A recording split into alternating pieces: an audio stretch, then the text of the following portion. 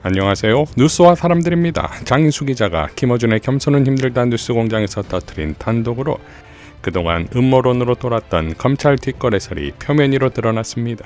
누가 봐도 이재명 대통령의 최측근, 그렇죠. 최측근이라고 볼 수밖에 없는 정부 고위 관계자가 매우 최근입니다. 이런 논란이 불거진 고위 검사들 다수에게 메시지를 전달했습니다. 메시지는 내 말이 곧 대통령의 뜻이다. 나는 대통령이 시키는 것만 한다. 공소 취소해줘라. 공소 취소해줘라? 라는 뜻을 고위검사 다수에게 전달했습니다. 그래서 검찰은 이 메시지를 어떻게 생각하느냐. 이재명 정부가 우리랑 거래하고 싶어 하는구나. 당연히 그렇게 생각하겠죠. 이거는 여기까지는 팩트입니다. 검찰은 이미 이재명 대통령의 정권 말기 혹은 임기 후에 이재명 대통령을 털 생각을 하고 있습니다. 제목까지 정해놨습니다. 직권남용입니다. 직권남용으로? 네. 직권남용을 왜 얘네들이 생각하게 됐느냐. 이재명 대통령이 국무회의와 업무보고를 생중계로 다 공개를 했습니다. 네. 대통령이 저런 것까지 저렇게 얘기해? 저거 위험한데? 요거를 직권남용으로 걸 수 있겠다라고 검사들이 아이디어를 낸 것 같아요. 니네들이 보기에 그럼 뭐가 가장 직권남용 같냐 물어보니까 동부지검에 인천세관 마약 수사팀, 전담 수사팀을 이문정 동부지검장을 중심으로 해서 꾸렸잖아요. 네. 거기에 대통령이 백혜룡을 넣어주라고 지시합니다. 네. 요거 직권남용이다. 직권남용. 수사를 잘하라라고 지시를 할 수 있는데 수사팀에 누구를 넣어라 빼라? 요거 직권남용으로 걸 수 있겠다.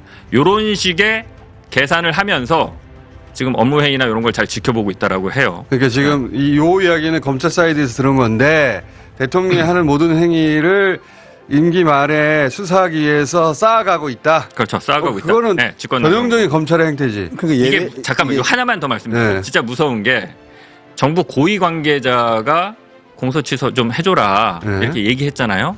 이 얘기를 들은 검사들은 지금 검찰 수뇌부가 공소 취소를 해주면 대통령 그 말을 한 사람 공소 취소를 해준 친명 검찰 수뇌부를 묶어서 통으로 보내버릴 수 있겠다. 누가 말한 사람이 대통령의 뜻이라고 했다고 한다면 그건 나 사실이 아닐 거라고 보는 게. 그렇죠. 이 말을 어떻게. 대통령은 법률가이기 때문에. 네. 그리고 그거는 법무부 장관을 통해서 법무부 장관이 결정해서 하면 되는 것이지 누굴 만나서 부탁할 일이 아니에요.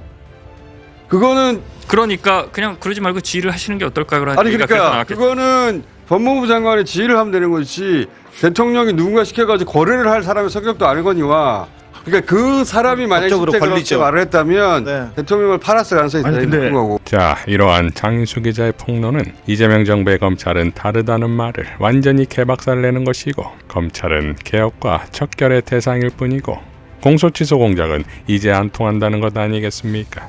최근 사안을 돌이켜보면 1월 12일 1차 검찰개혁 정부안이 발표되었을 때 난리가 났고 이후 22일 정청래 대표는 전격적으로 합당 제안을 하는데 검찰개혁에 있어 가장 강력한 조국혁신당의 12인방이 필요했을 것이고 그러자 이를 막기 위한 조직적 공작이 진행되는데 특히 29일 이현주가 어떤 한 국무위원과 주고받은 텔레그램에 미략 타격 소재라는 문자가 잡혔고 지금에서야 보면 이 국무위원이 합당을 반대한 것은 곧 검찰개혁을 반대한 것은 아닐까요?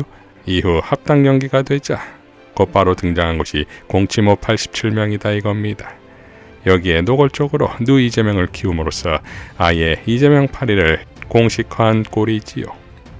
유명 정치패북러 빅초이는 다음과 같이 밝혔습니다. 대통령을 고립시키려는 세력 나보고 희망회로 돌린다고 물어보던데 나는 오히려 매우 이 상황을 심각하게 보고 있는 사람이다. 청와대 정무수석 무려 2명이 대통령은 합당에 매우 긍정적이라고 전했다. 그런데 합당에 실패했다.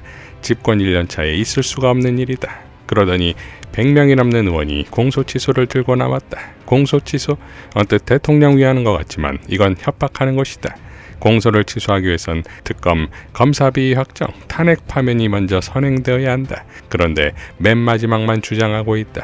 그리고 나서 누더기 기소수사분리법을 가지고 나왔다. 이건 대통령 공약 사항이었는데도 이따위 법을 만들고 있는 것이다. 국회의원 입장에서 보면 윤석열이라는 거대적이 있을 때는 그럭저럭 단일 대우가 된다. 그러나 지금처럼 평화 시에는 각자 욕망 찾아 이합 집산하는 것이다. 저마다 대통령을 위한다고 말만 하고 자기 이익에 골몰하고 있다는 말이다. 지금 대통령을 고립시키고 있는 것이다. 이재명 대통령은 의원 생활 3년 정도밖에 못했다. 민주당의 그립감이 매우 약한 편이다. 문재인 대통령 때처럼 당의 이해찬이라는 꼼짝 못할 존재도 없다. 그래서 내가 이해하는 대통령 메시지 빈대 잡자고 다 태울 수 없다는 검찰개혁 때문에 지금 내각을 통째로 날릴 수 없다로 이해한다. 지금 내각의 중진들 다 당에 돌려보내면 다 반대파로 돌아설 거고 지금 150 넘겨야 되는 법이 한두 개도 아니라는 말이다. 정당은 군대가 아니고 저들은 이재명에 대한 충성심조차 별로 없다. 내 글은 그래서 대통령 쳐다보지 말고 의원들 쳐다보라는 말이다. 닥달하라는 뜻이다. 이 국면에서는 대통령은 빠져야 된다. 법은 국회가 만드는데 자꾸 대통령을 내세우고 도망가려 하는 것이다. 한인섭 서울대 로스쿨 교수는 다음과 같이 밝혔습니다. 대통령의 말이 입법이 되는 세상이 아니다. 대통령의 의견은 그것이 포함된 정부 법률안을 만드는 일련의 과정 속에 있다. 대통령의 의견과 다르면 불경, 불충, 발칙이라 생각하는 자는 민주주의자 아님. 정부는 국회에 법률안 제출한다. 국회는 정부안을 받아 법사위에서 법률 검토를 하여 직접 혹은 대체 법률을 만든다. 입법 과정에서 다양한 여론 듣고 얼마든지 다시 다듬을 수 있고 정부안을 보류 폐기시킬 수도 있다. 대통령과 행정부의 것이 바로 법률이 되던 세상은 박정희 전두환 때 이야기다. 그때 입법부는 통법부라 불렸다. 정부는 제출권자, 국회는 법률 제정권자. 각자 자기 소임을 최선을 다해 수행하도록 국민은 주권자로서 권력의 최종 감시자로서 국민된 소임을 다해야 한다. 자, 이런 상황에서 촛불 행동은 청와대 앞에서 다음과 같이 밝혔습니다. 이들 정치검찰을 검찰개혁 논의에서 완전히 배제해야 합니다. 이것이 검찰개혁의 출발점입니다. 정부는 검찰개혁 추진단을 즉각 해소해야 합니다. 그리고 검찰개혁 입법은 국회가 전적으로 맡아서 추진해야 합니다. 우리는 이재명 정부의 검찰개혁 정부안을 공식 철회할 것을 정중히 요구합니다. 김경호 변호사는 이재명 대통령에게 도끼 상소를 올린다며 다음과 같이 포효했습니다. 당신은 위대해요. 대한민국 역사가 정말 보물처럼 아껴두었다가 지금 나왔어요. 지금 세계적으로 너무 힘들어요. 이 문제 가지고 광장의 시민을 분열시키지 마세요. 민주 진영에 분열시키지 마세요. 사태를 심각하게 보시고 이 부분에 대해서 반드시 대국민 사과하시고 그리고 바로 잡기를 바랍니다. 다시 한번 강조합니다.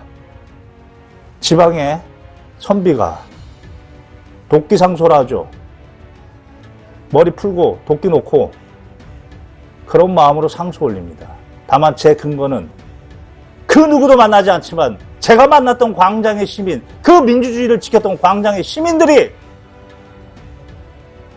가장 본질적으로 요구하는 내용이에요.